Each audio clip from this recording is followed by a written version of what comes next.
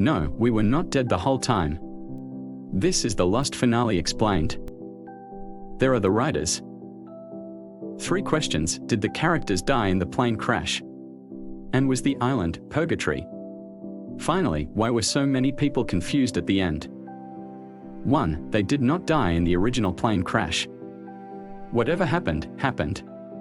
2. The island was not a form of purgatory. Thirdly, so many people were confused as ABC Studios had put a scene we did not ask for. During the credits of the episode they put footage of the original plane crash. Further, the episode at the end takes pains to explicitly clarify that all the events that took place on the island were, in fact, real. During the church scene, Christian Shepherd explains to Jack that everything on the island did indeed come to pass. In fact, it was the most important period in the oceanic survivors' lives. Jacob chose people who reminded him of himself, individuals who were alone and flawed, and who'd come to depend on the island as much as it would rely on them to keep it safe. Christian Shepherd tells Jack that the Flash Sideways is the place you all made together so you could find one another. The explanation given in the end is that they all died at different times, some way back in Season 1, and others many years after the end of Season 6. But time works differently in the afterlife. To the characters, it feels as though they all arrived around the same time, even if their actual deaths were many decades apart.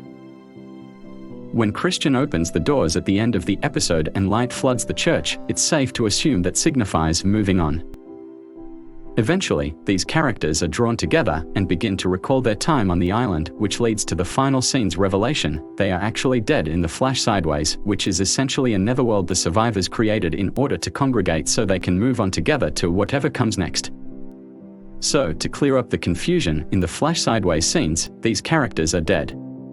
But no, they were not dead all along after the plane crashed. The moments in which the survivors remember their shared time with each other are an invitation for the audience to reminisce about their time with the characters and the show. The final reveal that the Flash Sideways interludes were actually a glimpse into the shared afterlife that the survivors created for each other well after their deaths, some in previous episodes, some long after the events of the finale. They're dead in the Flash Sideways, sure, but their reunion in that church to move on from their current purgatory is a striking and lively depiction of the afterlife that I've ever seen. It proves Desmond Hume's, Henry Ian Cusick, repeated catchphrase of "I'll see you in another life" correct, in the end. In a way, it is a sort of purgatory where they each have to make peace with the struggles of their lives before they can recognize one another and move on together. Those ordeals came and went, but the one constant were the characters who left their mark on each other and the island. Like in the show's magnum opus episode, the constant, the anchor of Lost, has always been emotion. Lost was about people who were lost and searching for meaning and purpose in their lives. And because of that, we felt the ending really had to be spiritual, and one that talks about destiny.